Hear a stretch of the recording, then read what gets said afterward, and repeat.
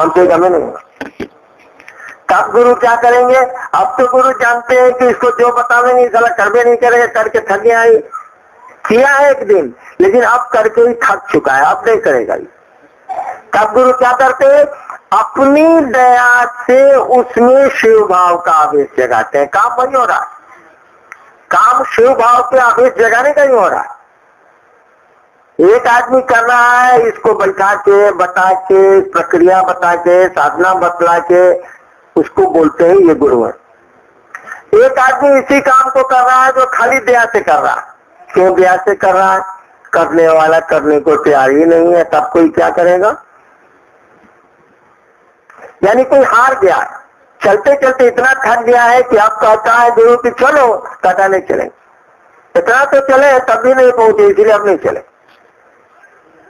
और गुरु शिष्य है और गुरु को ले जाना है तो गोदी टांगेंगे कि नहीं टांगेंगे? कोई उपाय नहीं, या कोई इंतजाम करेंगे ले जाने का कि नहीं करेंगे?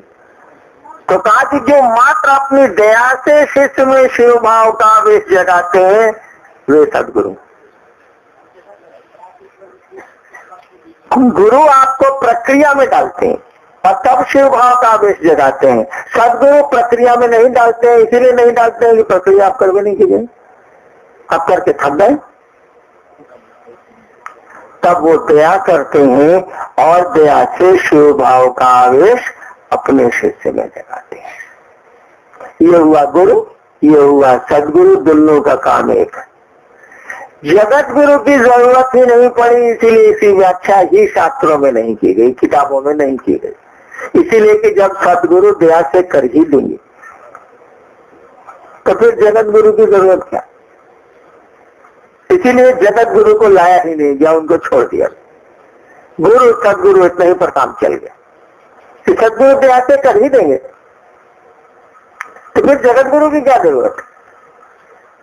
लेकिन सदगुरु जब भी होगा तो वो शरीर में होगा, गुरु भी शरीर में होंगे,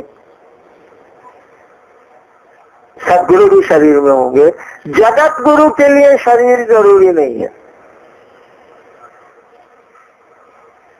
और जैसे कोई जिसके लिए शरीर जरूरी हो गया, वहां पर उसकी अपनी इच्छा अनिच्छा काम करेगी। कोई गुरु होगा पान खाएगा, कोई गुरु होगा दारू पिएगा, कोई गुरु होगा कुछ नहीं करेगा, न दारू पिएगा, न बीड़ी पिएगा, न पान खाएगा, एकदम प्याज भी नहीं खाएगा, लहसुन भी नहीं खाएगा।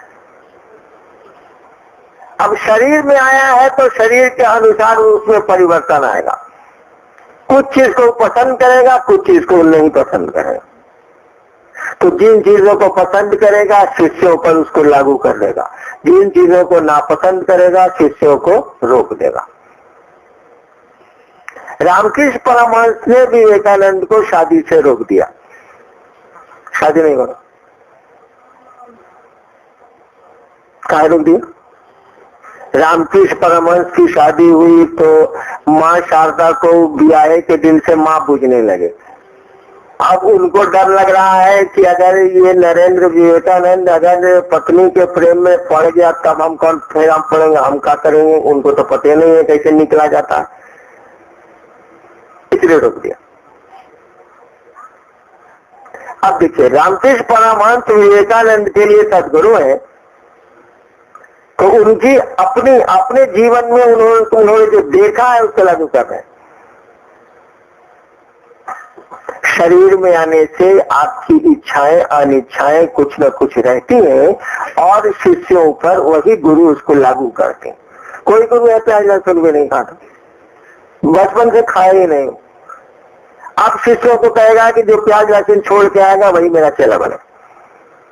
उसके साथ लाचारी है, वो जानता ही नहीं है कि मीट खाने के बाद साला मीट छूटेगा सही सही तो बारी फेरा, इसीलिए उसको सीधे रोक देता है कि नहीं आप मांस मछली नहीं खा सकते, प्याज लहसुन भी नहीं खा सकते, सीधे आइए। अगर आ सकते हैं तो आइए, नहीं आ सकते मौत होगी। यानी सदगुरु जब भी होंगे वो एक क्लास के होंगे, एक वर्ग के होंगे, कुछ रोकेंगे कुछ छोड़ेंगे। तो सोचा गया कि सब टाइप का सदगुरु तो हिले है, कोई मीट खाता है, कोई मीट नहीं खाता, कोई प्याज लहसुन खाता है, कोई नहीं खाता है। कोई सन्यासी है तो कोई गृहस्थ है, इसीलिए काम तो चल ही जा रहा है, तो जगत गुरु की क्या जरूरत। आप नहीं शादी करना चाहते हैं तो सन्यासी सदगुरु थे, चले जाइए शंकराचार्य के पास, वो आपको नहीं कहेगा शादी करने के लिए, उसको क्या मतलब है, वो तो अपने छोड़े हुए हैं, सन्यासी है। आपको शादी ही करनी है, आप एकदम इच्छुक है कि ब्याह कर भी करेंगे, चले जाइए बाबा कीनाराम के पास या और साधुओं के पास जो नहीं मना करते। आपको शराब पीना आपसे छूटेगा ही नहीं और आपको परमात्मा को जानने का मन कर रहा है, चले जाइए मोहम्मद सेपा के पास, आपको जोड़ देगा, उधर पिता आपको ले रुके पीजिए। यानी सदगुरु अपने टाइप में होते हैं, उस टाइप में अपना बोल्ट फिट अगर आप कर सकते हैं तो कसा जाएगा, अगर नहीं फिट कर सकते हैं तो नहीं कसाएगा। लेकिन फिर एक क्वालिटी वहां भी आपको होनी चाहिए, वो नहीं रहेगा